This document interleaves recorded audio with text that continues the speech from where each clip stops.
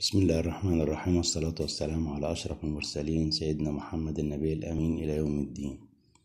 النهاردة معانا عملة طبعا بيقال عليها 2 مليم، بس كان بيقال عليها النكلة. النكلة يعني 2 مليم، أو مكتوب 2 مليمات. طبعا الصك بتاعها 1929 و1348 هجري، ومكتوب عليها المملكة المصرية. زي ما حضراتكم شايفين كده العملة دي يا جماعة من الفضة الخالصة، زي ما حضراتكم شايفين. عملة شكلها جميل جدا. ومعانا عملة تانية برضو هبقى اعمل لكم فيديو بيها، بس 5 مليم اكبر من العملة دي. طبعا الوجه الاخر من العملة هوريه لحضراتكم برضو عشان تبقوا معانا في الصورة.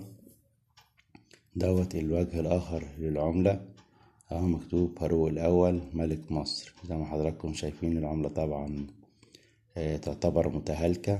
يعني اللي هيقول لي معايا عملات منها ومعايا 5 ومعايا 10 وتجيب كام، وما بتجيبش. العملات دي ما بتجيبش حاجة يا جماعة.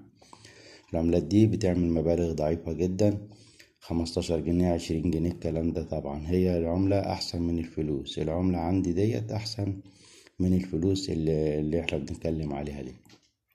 انا بسعرش عملات ولا بقول بسعر عملات ولا بتاع.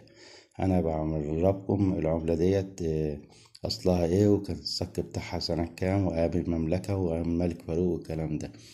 طبعا فضلا وليس امرا عفوا.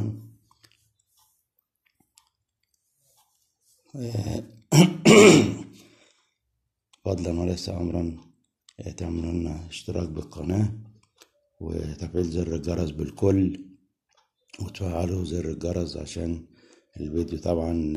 طبعا احنا قربنا كده على 1000 مشترك.